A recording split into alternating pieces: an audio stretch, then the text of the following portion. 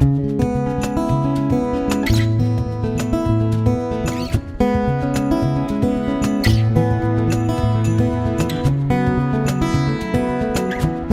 Pete from Cheap Homesteading, and tonight we're going to finish the disassembly on the engine on the Massey Ferguson 231. Last night, I always feel I can get more done than I can. So now we just got to take off the starter, take off the head, lift the engine off, and take the crank out of it. That's all I have to do tonight, so let's go. Okay, so I'm going to plug any holes because I'm going to blow off the engine because I don't have a pressure washer, so kind of have to do with what I have, and I want to just make sure I get all the loose stuff off so it can't fall in the engine or anything like that. So let's blow this off. Make sure you wear safety glasses. This is gonna make a big mess.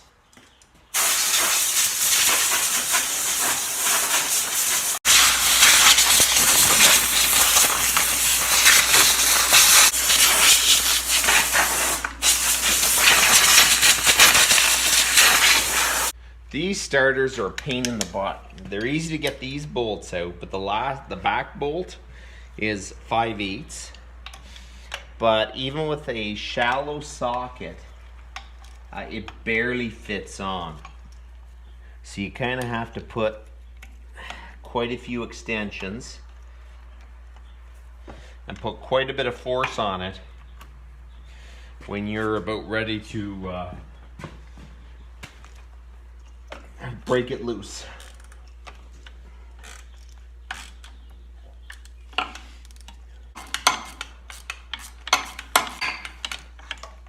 Okay, there we go. The bolt is out.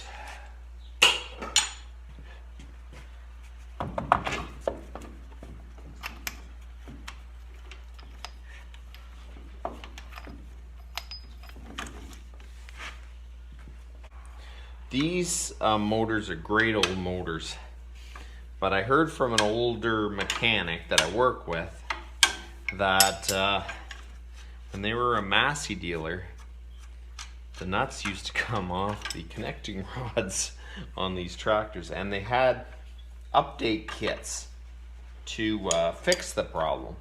And then it makes you wonder if this tractor was ever done and it held together all those years. I don't know, but I'm going to make sure I get the updated nuts and everything for the connecting rods for sure.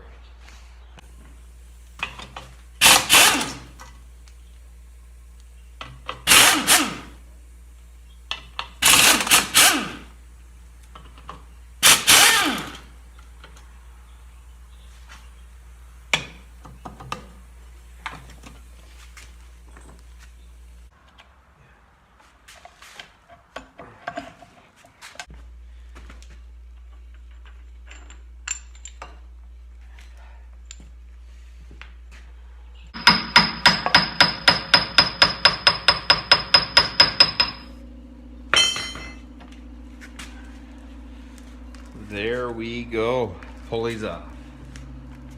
I was tapping on the face here, never hit this. This is a cast pulley, it'll break easy.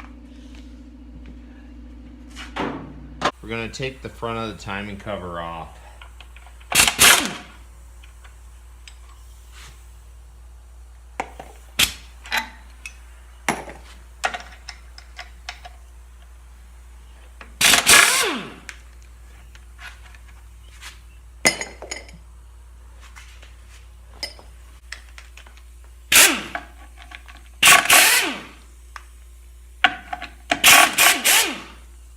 So this aluminum front cover, you have to be careful. You don't want to miss a bolt, like one down there. So if it doesn't go, look around for bolts, tap gently, don't just pry. Because if you force it, you will break the front cover. Gently work your way around the cover till it comes off easy. Okay, so we're gonna set this in a clean box. Remove the cam gear.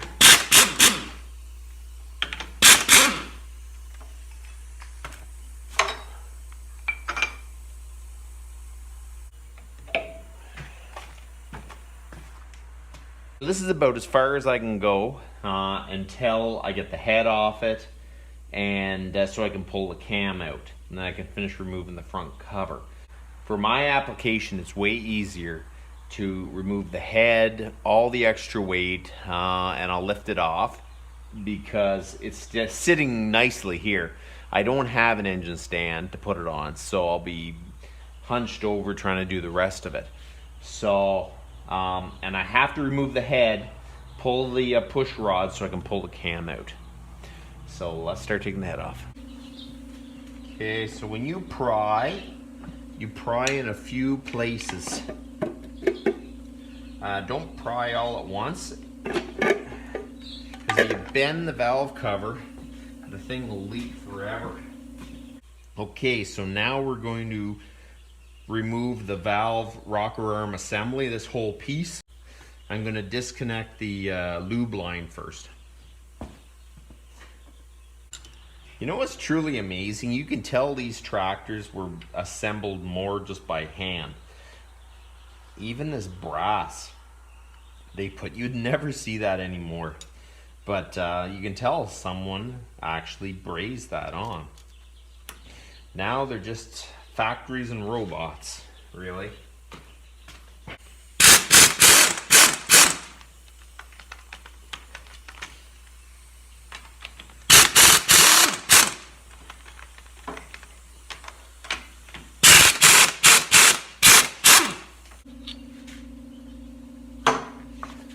Okay, so now you lift off this whole rocker assembly and put it in a safe, clean place.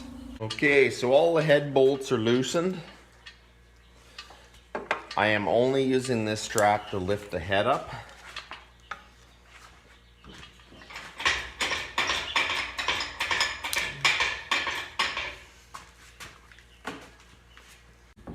Okay, so we're going to lift up on it. And if it doesn't come, you pry, lift it up a bit, pry. Don't just yank on it. Ah, that's stuck. And don't pry too much on the aluminum housings. Oh, there we go.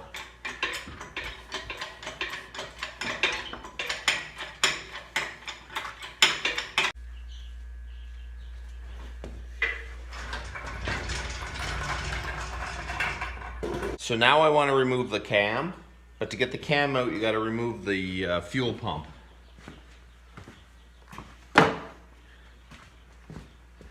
And then the cam should just slide out gently.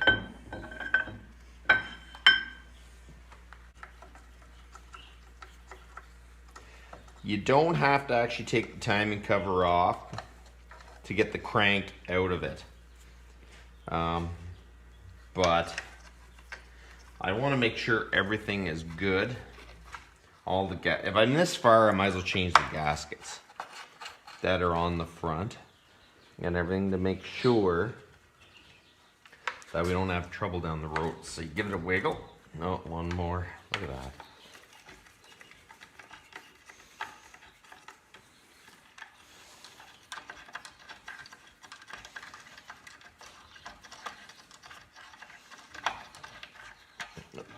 There.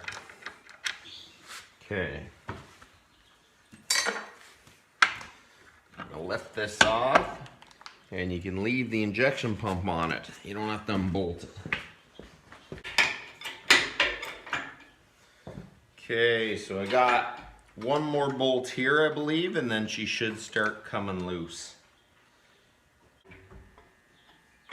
I lift it up and down just a hair. And then give it a little bit of a wiggle. Lift up a little more.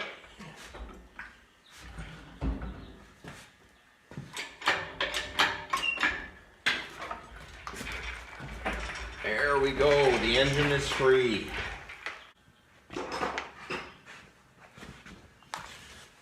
Okay, so now we're going to remove the pressure plate. Don't let this drop on your toe, so don't take all the bolts out quite right away.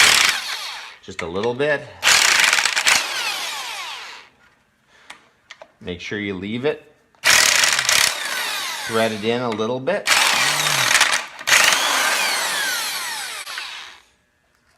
Okay. Everything I think is loose. Loose. Okay.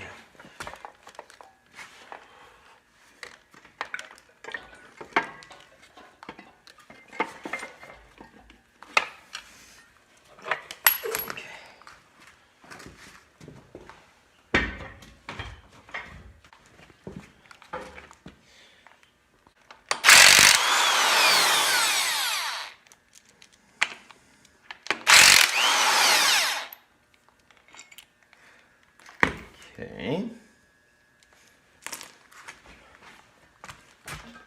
And it's heavier than you think. So.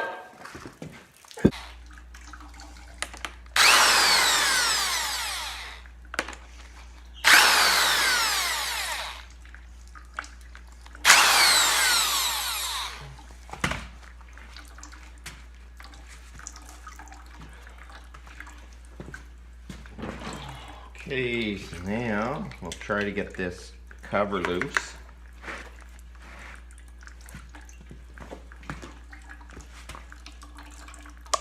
There we go.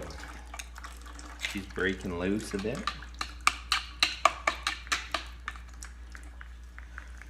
Ah, there we go. Okay, seal assembly off.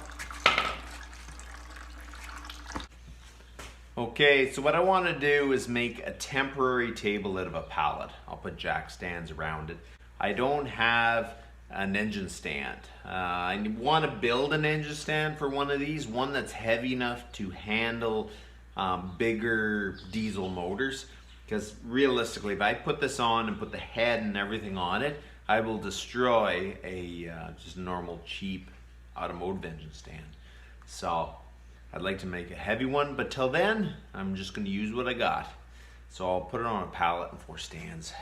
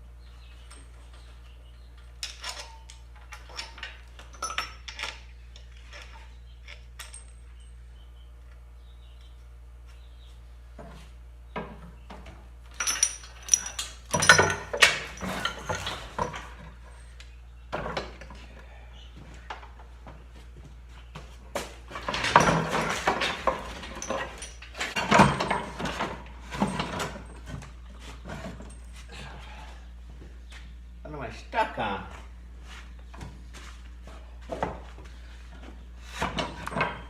Okay, I think that's good enough. So now we're going to remove the other 2 caps. And we're going to lay them all out so I can keep track of them.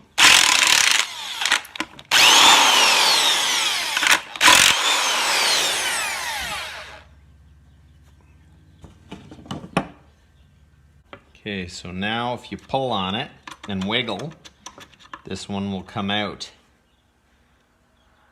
And you can see that bearing's not perfect by any means, but it's not bad.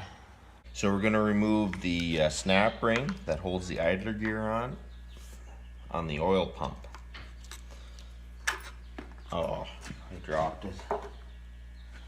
Oh my gracious. There it is. Okay, so just pull that off. Gonna remove these 3 bolts.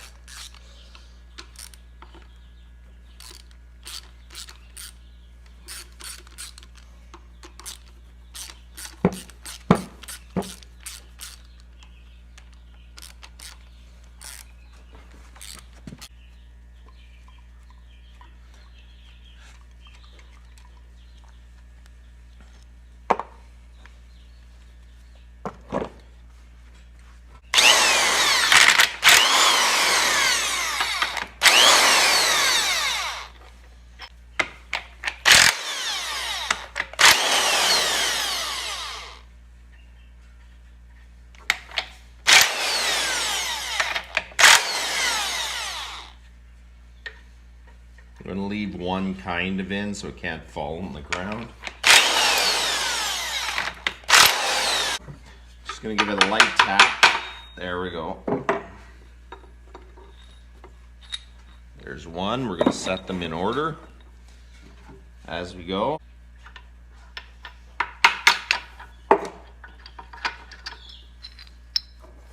Make sure the crank doesn't fall out when you take the last one out.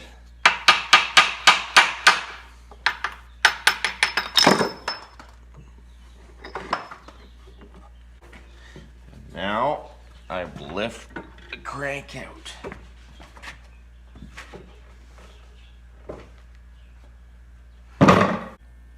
So each push rod, I end up getting a piece of hardwood I have, and you push out your push rod out of the top.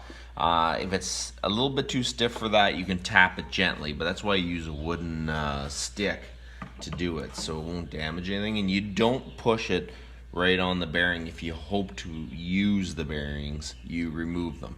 I'm not going to, so it really doesn't matter. So what you do is you just push each push rod and piston out the top of the cylinder. I did run into issue with the one that was had trouble with because it bent the stud, and I cut it enough just to get the whole thing out. I am probably going to replace this piston and connecting rod. The other ones I think are okay, and the cylinders look good, so I think we are rolling. I just got the engine apart. I'm going to make some lists of parts I need, and we're going to see which direction we want to go on this. So you guys have a good one.